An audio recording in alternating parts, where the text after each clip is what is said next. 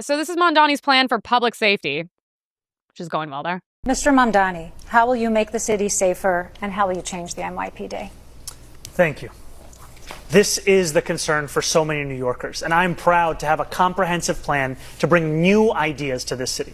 If you want more of the same, vote for Andrew Cuomo. If you want an actual approach to lower crime, look at our Department of Community Safety. That is something that has been hailed by experts as addressing so many of the pieces of why New Yorkers are not feeling safe today. We will ensure that no longer are police officers asked to do the job of both policing and responding to the mental health crisis. We will have dedicated teams of mental health outreach workers in the top 100 subway stations with the highest levels of the mental health crisis and homelessness. We will ensure that cops can finally go back to the response times they used to have in 2020, closer to 11 minutes, as opposed to the closer to 16 minutes today, because they won't be asked to respond to the 200,000 mental health calls that are coming in through 911 every year. This is evidence-based. It's been successful elsewhere in the country. It's time we deliver it right here in New York City. It's time for a change. Thank you, Mr.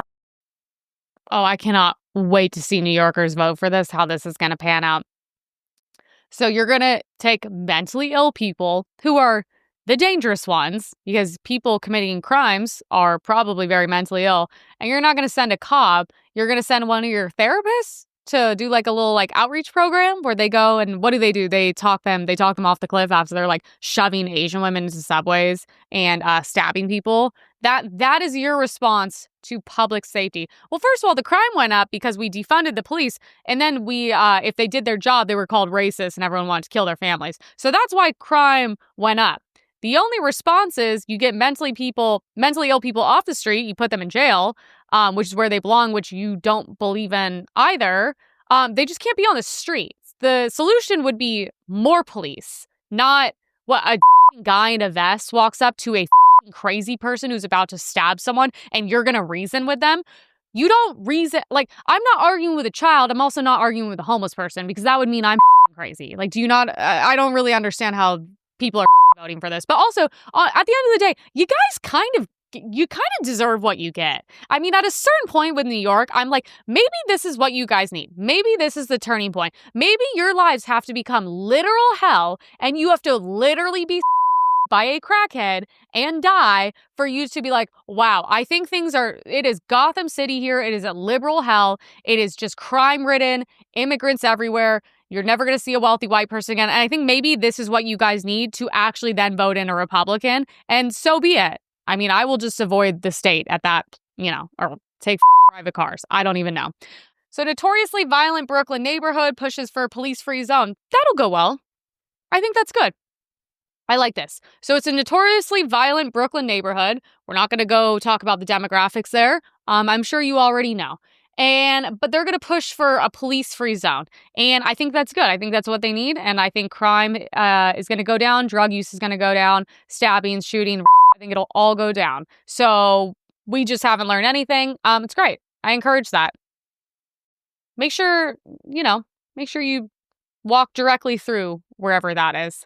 Mamdani attacks Cuomo as unfit for mayor.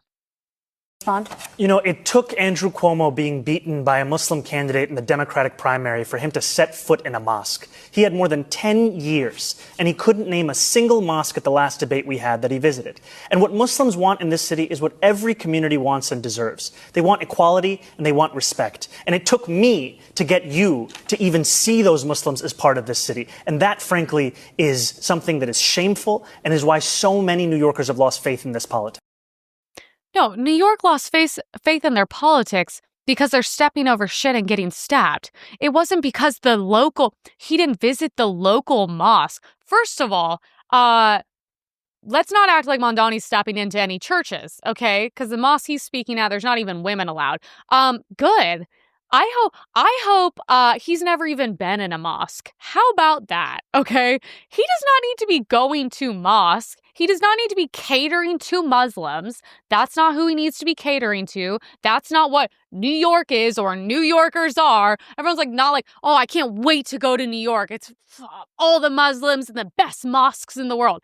That's not why people are going there. Are you fucking insane? based. I'm glad. I hope he never goes in one. I'd be like, you know what? I'm not going to mosques and I'm not catering to Muslims here. And if you want to go do that, then why don't you go somewhere with mosques and Muslims? How about that? Oh, they need to be treated equally. You guys are treated equally. We just don't feel comfortable anywhere you are because you tend to blow yourselves up and kill innocent people and blow us up as well. So that's kind of why we don't feel comfortable. But no, you're treated very well. And if you're not treated well in America, then why don't you go somewhere else and be around your own people? Because your own people treat you like shit. So I don't really know what to tell you guys. But I'm like, that's like the best point he had for Cuomo winning. Oh, you had to be up here to go to a mosque? I'd be like, who the isn't he Italian? He's the creepy Italian one, right? I'd be like, who the are you talking to? I'm the Italian, okay? We are the New Yorkers. This is New York. You can take that shit back to the Middle East and you can go do that there. Okay, Mamdani. So we have him arm in arm with a terrorist apologist. Great. He has a nice selfie. I hate that smile. With a terror-linked person who called for jihad in NYC. Well, that's good, you guys. This is good.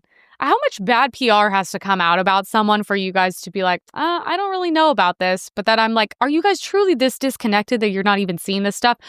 The New York Post, the New York Times, Daily Caller, they're all reporting these things. So I don't know how you're not seeing it, but I'm like, does that seem good?